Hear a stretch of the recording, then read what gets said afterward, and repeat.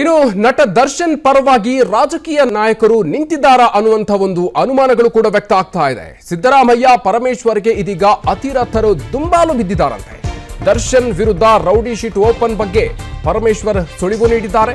ಸಚಿವರಿಂದ ಸುಳಿವು ಸಿಗ್ತಾ ಇದ್ದಂತೆ ಕೆಲ ರಾಜಕೀಯ ನಾಯಕರು, ಕೆಲ ಪ್ರಮುಖ ನಾಯಕರು ಅಲರ್ಟ್ ಆಗಿದ್ದಾರೆ. ಕೇಸ್ನಿಂದ ದರ್ಶನ್ ಪಾರು ಮಾಡೋದಕ್ಕೆ ಇದೀಗ ಎರಡನೇ ಸುತ್ತಿನ ಕಸರತ್ತು ನಡೀತಾ ಇದೆ. ಮೊದಲ ಸುತ್ತಿನಲ್ಲಿ ಯತ್ನಿಸಿದವರಿಂದಲೇ ಎರಡನೇ ಸಲವೂ ಕೂಡ ಈಗ ಮಸಲತ್ತು ನಡೀತಾ ಇದೆ ಅನ್ನುವಂಥ ವಿಚಾರ. ಆರಂಭದಲ್ಲಿ ಈ ಪ್ರಕರಣದಲ್ಲಿ ಅವರನ್ನ ಸಿಲುಕಿಸಬಾರದು ಅನ್ನುವಂಥ ರೀತಿಯಲ್ಲಿ ಪ್ರಯತ್ನಗಳು ನಡೆದಿತ್ತು, ಮೊದಲ ಹಂತದ ಪ್ರಯತ್ನ. ಆದರೆ ಆ ಒಂದು ಪ್ರಯತ್ನಕ್ಕೆ ಎಲ್ಲೂ ಕೂಡ ಅವಕಾಶಗಳು ಸಿಗಲಿಲ್ಲ. ಪೊಲೀಸರು ಯಾವುದೇ ಒಂದು ಅವಕಾಶಗಳು ಸಿಗದೇ ಇರುವಂತಹ ರೀತಿಯಲ್ಲಿ ಈ ಪ್ರಕರಣದ ತನಿಖೆಯನ್ನ ಮುಂದುವರೆಸಿದ್ರು. ಇದೀಗ ಮತ್ತೊಂದು ಸುತ್ತಿನ ಪ್ರಯತ್ನಗಳು ನಡೀತಾ ಇದೆ. ಏನಂತಂದ್ರೆ ಈ ಒಂದು ಸಂದರ್ಭದಲ್ಲಿ ಅವರ ವಿರುದ್ಧ ರೌಡಿ ಶೀಟ್ ಓಪನ್ ಮಾಡುವಂತ ಒಂದು ಪ್ರಯತ್ನ ಆಗ್ತಾ ಇದೆ. ಅದನ್ನ ತಡೆಯುವಂತ ನಿಟ್ಟಿನಲ್ಲಿ ಪ್ರಯತ್ನಗಳಾಗ್ತಾ ಇದೆ. ನಟ ದರ್ಶನ್ ವಿರುದ್ಧ ರೌಡಿ ಶೀಟರ್ ತೆರೆಯದಂತೆ ಮನವಿಯನ್ನ ಮಾಡಲಾಗಿದೆ. ಸಿಎಂ ಸಿದ್ದರಾಮಯ್ಯ, ಗೃಹ ಸಚಿವ ಪರಮೇಶ್ವರ್ಗೆ ಮನವಿಯನ್ನ ಮಾಡಿಕೊಂಡಿದ್ದಾರಂತೆ ಕೆಲ ನಾಯಕರು. ದರ್ಶನ್ ಪರವಾಗಿ ಮನವಿಯನ್ನ ಮಾಡಿದ್ದಾರೆ ಕೆಲ ರಾಜಕಾರಣಿಗಳು. ಪದೇ ಪದೇ ಕಾನೂನು ಬಾಹಿರ ಚಟುವಟಿಕೆಗಳಲ್ಲಿ ದರ್ಶನ್ ಭಾಗಿಯಾಗಿಕೊಂಡು ಬರ್ತಾ ಇದ್ದಾರೆ. ಹಾಗಾಗಿ ದರ್ಶನ್ ವಿರುದ್ಧ ರೌಡಿ ಶೀಟರ್ ತೆರಿಬೇಕು ಅನ್ನುವಂಥ ಒತ್ತಾಯ ಜೋರಾಗಿ ಕೇಳಿ ಬರ್ತಾ ಇದೆ. ದರ್ಶನ್ ವಿರುದ್ಧ ರೌಡಿ ಶೀಟರ್ ತೆರೆಯೋದಕ್ಕೆ ಭಾರಿ ಚರ್ಚೆಯಾಗ್ತಾ ಇದೆ. ಪೊಲೀಸ್ ಇಲಾಖೆಯಲ್ಲೂ ಕೂಡ, ಪೊಲೀಸ್ ವಲಯದಲ್ಲಿ ಚರ್ಚೆಯ ಬೆನ್ನಲ್ಲೇ ಇದೀಗ ರಾಜಕಾರಣಿಗಳು ಎಂಟ್ರಿ ಕೊಟ್ಟಿದ್ದಾರೆ. ಅದನ್ನ ತಡೆಯಬೇಕು ಅನ್ನುವಂಥ ನಿಟ್ಟಿನಲ್ಲಿ ಈಗ ಪ್ರಯತ್ನಗಳು ತೆರೆಮರೆಯಲ್ಲಿ ಆಗ್ತಾ ಇದೆ ಅನ್ನುವಂಥ ವಿಚಾರ ಈಗ ಗೊತ್ತಾಗ್ತಾ ಇದೆ. ಕಳೆದ 13 ವರ್ಷಗಳಿಂದ ನಟ ದರ್ಶನ್ ಹಲವು ಈ ರೀತಿಯಾಗಿರುವಂತಹ ಪ್ರಕರಣಗಳಲ್ಲಿ, ಹಲ್ಲೆ ಪ್ರಕರಣಗಳು, ಹಲವು ಪ್ರಕರಣಗಳಲ್ಲಿ ಅವರು ಭಾಗಿಯಾಗಿರುವಂಥದ್ದು. ಹೀಗಾಗಿ ಇದೀಗ ಅಂತಿಮವಾಗಿ ಕೊಲೆ ಪ್ರಕರಣವೂ ಕೂಡ ಅವರ ಮೇಲೆ ಇದೀಗ ಬಿದ್ದಿದೆ. ಅದರ ತನಿಖೆ ಕೂಡ ನಡೀತಾ ಇದೆ. ಇಂತಹ ಸಂದರ್ಭದಲ್ಲಿ ಅವರನ್ನ ರೌಡಿ ಶೀಟರ್ನಿಂದ ಪಾರು ಮಾಡೋದಕ್ಕೆ ಈಗ ಪ್ರಯತ್ನಗಳು ನಡೀತಾ ಇದೆ.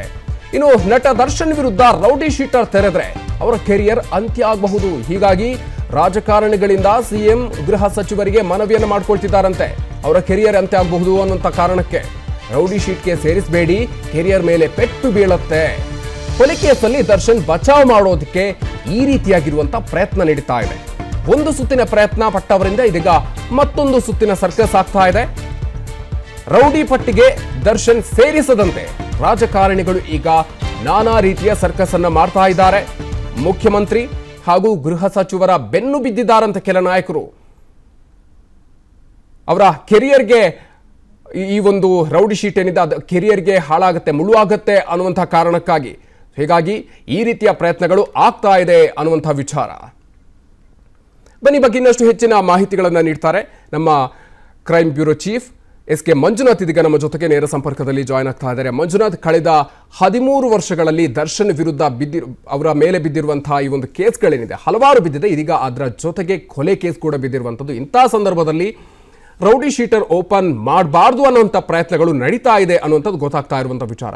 ಯಾವ ರೀತಿಯಾಗಿ ಪ್ರಯತ್ನಗಳು ನಡೀತಾ ಇದೆ, ಎಷ್ಟರ ಮಟ್ಟಿಗೆ ಇದು ಸಫಲ ಆಗಬಹುದು, ಏನೇನು ಮಾಹಿತಿ ಸಿಗ್ತಾ ಇದೆ ಮಂಜುನಾಥ್?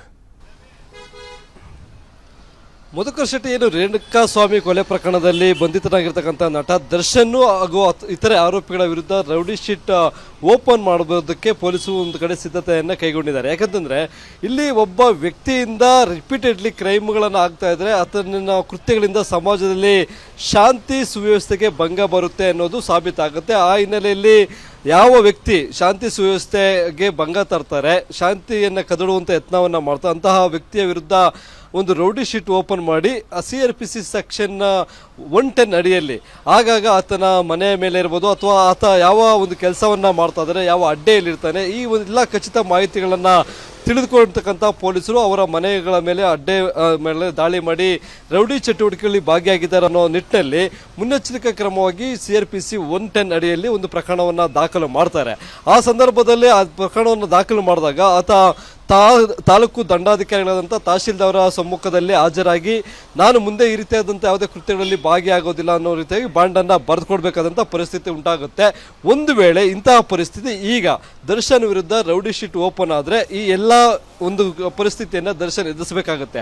ಹೀಗಾಗಿ ಇದನ್ನು ತಪ್ಪಿಸಬೇಕು ಅನ್ನೋ ನಿಟ್ಟಿನಲ್ಲಿ ರಾಜಕೀಯ, ಅದರಲ್ಲೂ ದರ್ಶನ್ ಬಳಗದಲ್ಲಿ ಅತ್ಯಾಪ್ತರಾಗಿರ್ತಕ್ಕಂಥವ್ರು, ದರ್ಶನ್ ಜೊತೆ ಅತ್ಯಾಪ್ತರಾಗಿರ್ತಕ್ಕಂಥ ಕೆಲವೊಂದು ಶಾಸಕರು ಸರ್ಕಾರದ ಮುಖ್ಯಮಂತ್ರಿಗಳು, ಗೃಹ ಸಚಿವರ ಬಳಿ ಒಂದು ಚರ್ಚೆಯನ್ನು ನಡೆಸಿ ದರ್ಶನ್ ಮೇಲೆ ಈಗಾಗಲೇ ಕೊಲೆ ಪ್ರಕರಣ ದಾಖಲಾಗಿದೆ. ಒಂದು ಕಡೆ ಕಾನೂನು ಹೋರಾಟದ ಮುಖಾಂತರ ಅದರಿಂದ ಹೊರಬರುವಂಥ ಪ್ರಯತ್ನವನ್ನ ಮಾಡ್ತಾರೆ. ಆದರೆ ರೌಡಿ ಶೀಟ್ ಅನ್ನೋ ಒಂದು ಪಟ್ಟಿಯನ್ನು ತೆರೆದು ಅವರಿಗೆ ಮತ್ತೊಂದು ಕಳಂಕವನ್ನು ತರುವಂಥ ಪ್ರಯತ್ನಕ್ಕೆ ನೀವು ಕೈ ಹಾಕಬೇಡಿ, ಸ್ವಲ್ಪ ವಿನಾಯಿತಿಯನ್ನು ಕೊಡಿ ಅನ್ನೋ ನಿಟ್ಟಿನಲ್ಲಿ ಆ ಗೃಹ ಸಚಿವರು ಹಾಗೂ CM ಅವರ ಬಳಿ ಒಂದು ಮನವಿಯನ್ನ, ಒಂದು ಪ್ರೆಸರನ್ನು ಹಾಕುವಂಥ ಕೆಲಸದಲ್ಲಿ ತೊಡಗಿದ್ದಾರೆ ಅಂತಕ್ಕಂಥ ಮಾಹಿತಿ ಈಗ ಲಭ್ಯವಾಗ್ತಾ ಇದೆ. ಆದರೆ ಈಗ ತನಿಖಾಧಿಕಾರಿಗಳು ಅಂತಹ ಯಾವುದೇ ಒತ್ತಡಕ್ಕೆ ಮಣಿಯದೆ ಈಗಾಗಲೇ ದರ್ಶನ್ ವಿರುದ್ಧ ಏನೆಲ್ಲ ಈ ಒಂದು ಕೊಲೆ ಪ್ರಕರಣಕ್ಕೆ ಸಂಬಂಧಪಟ್ಟಂತೆ ಸಾಕ್ಷಿಗಳು ಸಿಗ್ತಾ ಇದ್ದಾವೆ, ಆ ಸಾಕ್ಷಿಗಳನ್ನ ಟೆಕ್ನಿಕಲ್ ಎವಿಡೆನ್ಸ್ ಇರ್ಬೋದು, ಜೊತೆಗೆ ಫಿಸಿಕಲ್ ಎವಿಡೆನ್ಸ್ ಇರ್ಬೋದು, ಈ ಎಲ್ಲ ಒಂದನ್ನ ಕಲೆ ಹಾಕಿರ್ತಕ್ಕಂಥ ತನಿಖಾ ತಂಡ ದರ್ಶನ್ ಅವರ ವಿರುದ್ಧ ಮತ್ತೆ ಅವರ ಒಂದು ಡೆಡ್ಲಿ ಗ್ಯಾಂಗ್ ಏನಿದೆ ಆ ಗ್ಯಾಂಗ್ ವಿರುದ್ಧ ಒಂದು ಪ್ರಬಲವಾದಂತ, ಯಾಕಂದ್ರೆ ಅವರಿಗೆ ಶಿಕ್ಷೆ ಆಗಬೇಕಾದಂತ ಒಂದು ದೋಷಾರೋಪ ಪಟ್ಟಿಯನ್ನ ಸಿದ್ಧಪಡಿಸಿ ಕೋರ್ಟ್ಗೆ ಸಲ್ಲಿಸಬೇಕು ಅನ್ನೋ ನಿಟ್ಟಿನಲ್ಲಿ ಕೆಲಸವನ್ನ ಮಾಡ್ತಾ ಇದ್ದಾರೆ.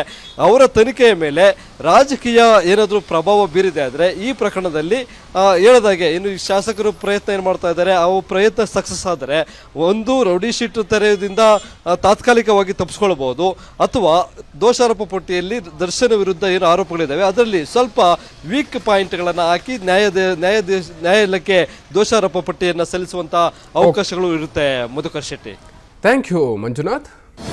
ಅನುಕ್ಷಣದ ಸುದ್ದಿಗಳಿಗಾಗಿ Vistara news YouTube channel subscribe ಮಾಡಿ. ಹೊಸ ಸುದ್ದಿಗಳ ನೋಟಿಫಿಕೇಶನ್ಗಾಗಿ ಬೆಲ್ ಐಕಾನ್ ಕ್ಲಿಕ್ ಮಾಡಿ. ಲೇಟೆಸ್ಟ್ ಅಪ್ಡೇಟ್ಸ್ಗಾಗಿ www.vistaranews.com ವೆಬ್ಸೈಟ್ಗೆ ವಿಸಿಟ್ ಮಾಡಿ. ಅಂಗೈಯಲ್ಲೇ ಜಗತ್ತಿನ ಸುದ್ದಿ ತಿಳಿಯಲು Vistara news Kannada app download ಮಾಡಿ.